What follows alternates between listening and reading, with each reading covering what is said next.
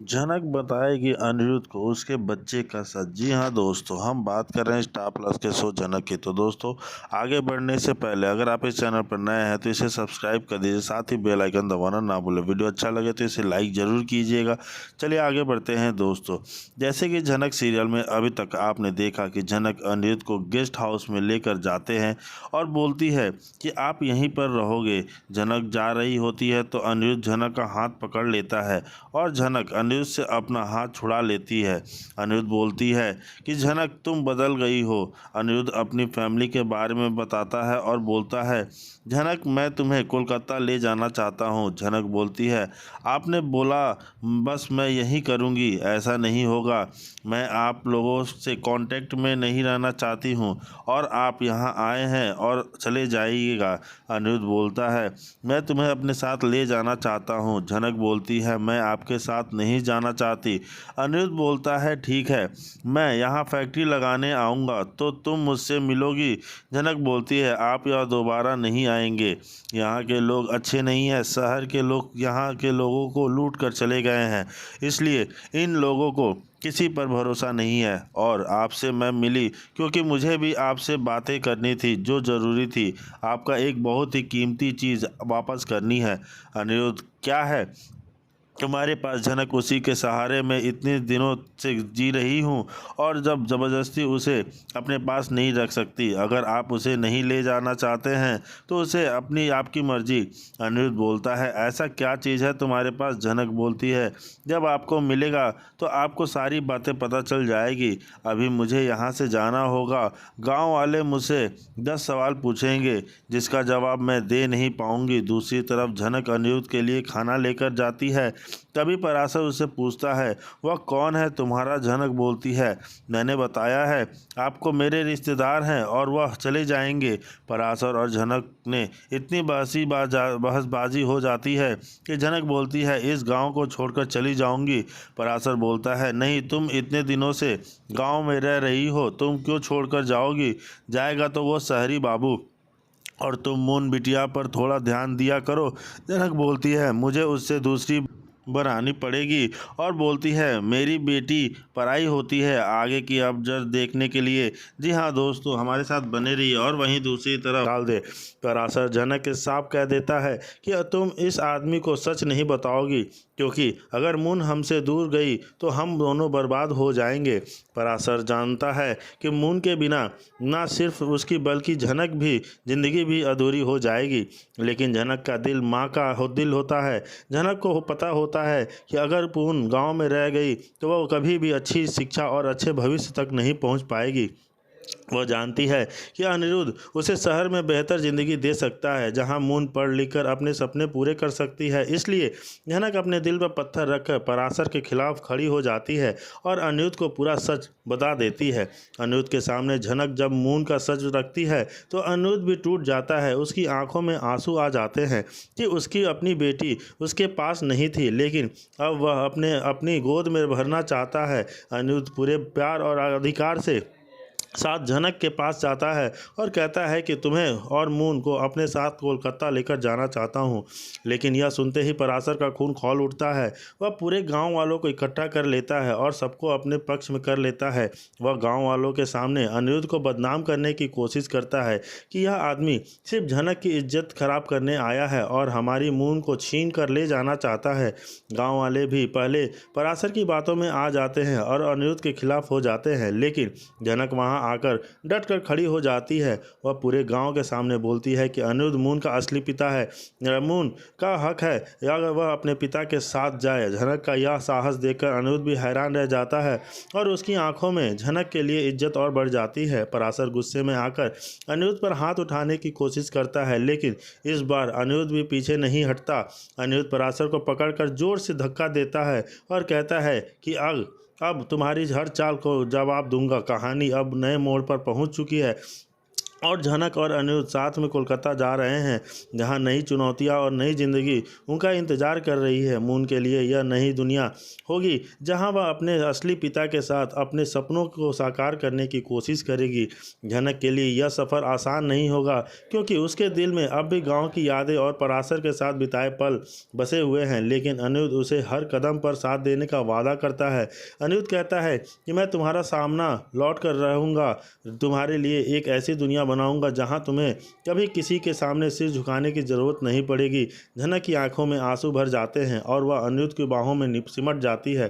तो जी हाँ दोस्तों, और अपनी दूरियां बनाए रखेंगे। अब कहानी में नया मोड़ आता है जब अनिरुद्ध को एक ज़मीन के प्रोजेक्ट के सिलसिले में गांव जाना पड़ता है। अगर अनिरुद्ध गलती से उस गांव पहुंच जाता है जहां झनक रहती है, वहां की ज़मीन उसे अपनी कंपनी के प्रोजेक्ट के लिए बहुत पसंद आ जाती है और वह वहीं पर काम शुरू करना चाहता है। लेकिन गांव वाले अनिरुद्ध को रोक देते हैं और गांव में घुसने से मना कर देते हैं। गांव वालों और अनिरुद्ध के बीच बहस और झगड़ा शुरू हो जाता है।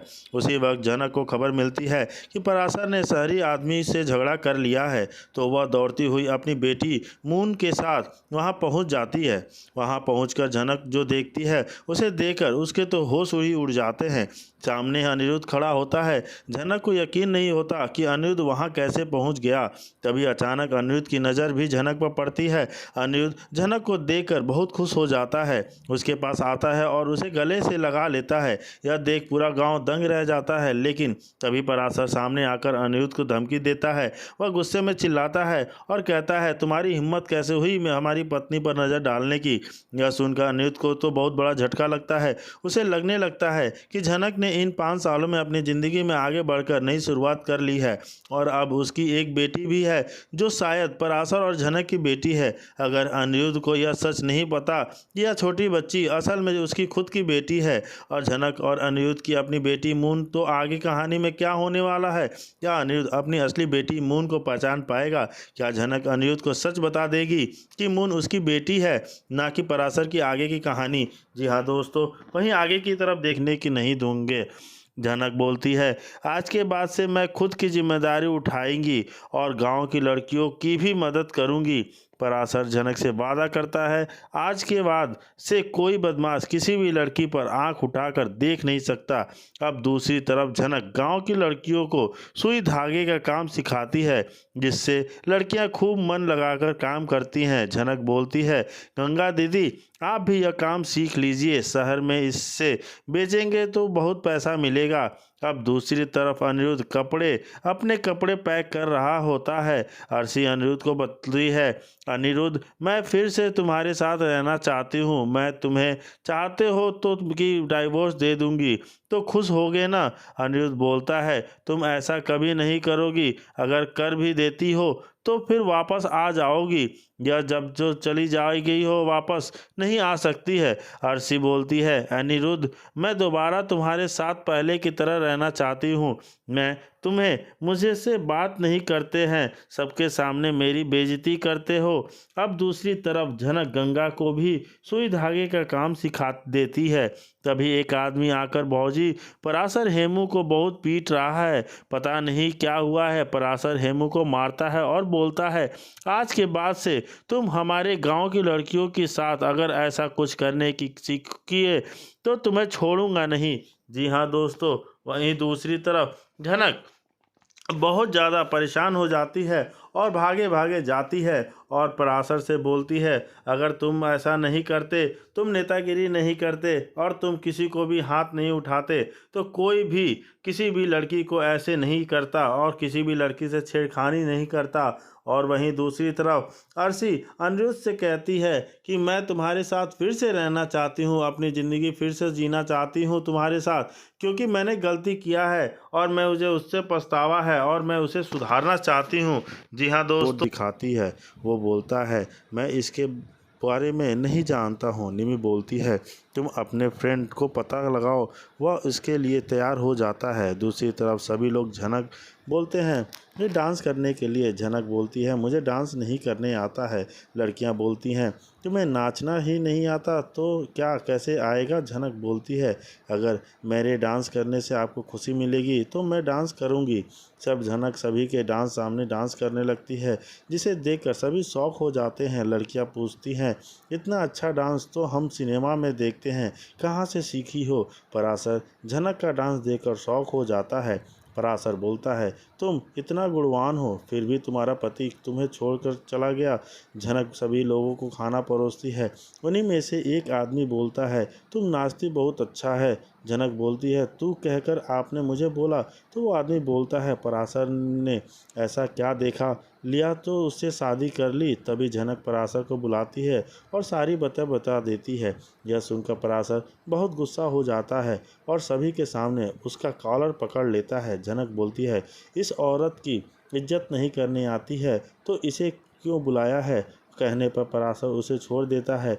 जी हाँ दोस्तों, वहीं दूसरी तरफ झनक बहुत ज़्यादा शौक हो जाती है कि उसको ऐसे बोला जा रहा है और वो गांव वालों को बोलती है कि हमें इज्जत करनी चाहिए औरतों की, और जो इंसान इज्जत नहीं करता औरतों की वो इंसान का नायक नहीं है। और जो पराशर है उस आदमी को बहुत मारता है और वहाँ से भगा देता है। और जी हाँ दोस्तों, वहीं दूसरी हाँ दोस्तों बहुत परेशान होकर थामी रोने लगती है, बिलखने लगती है।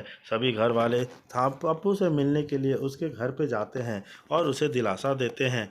वहीं पराशर झनक को गांव वालों के पास काम के लिए लेकर जाता है कि वहीं उसे काम सिखाएगी, लेकिन गांव वाले झनक को बहुत बुरा बुरा कह देते हैं। वह चाहते हैं कि झनक उसके साथ काम करे, जिससे पराशर बहुत ही ज़्यादा गुस्सा हो जाता है और गांव वालों को कहता है कि कोई भी इस तरह इससे बदतमीजी से बात नहीं कर सकता है और सभी झनक को काम सिखाए। और झनक वहाँ काम देखी कहती है कि उसे काम आता है और वह गांव वालों को भी एक नया काम सिखा सकती है, जो शहर में उसके बदले उन्हें बहुत पैसे मिलेगा, जिससे गांव वाले बहुत ज़्यादा खुश हो जाते हैं और वह सभी झनक से सीखने को तैयार हो जाते हैं। पराशर भी झनक से वादा करता है कि वह झनक के काम में मदद करेगा, जिससे झनक भी बहुत ज़्यादा खुश है। और अब शो के आने वाले एपिसोड में झनक पूरे गाँव वालों का दिल जीत लेगी, लेकिन तभी एंट्री हो जाएगी अनिरुद्ध की। और अब आगे जी हाँ दोस्तों, अनिरुद्ध की एंट्री होते ही सभी झनक से बहुत ज़्यादा फिर खफा होंगे कि क्या होगा क्या नहीं।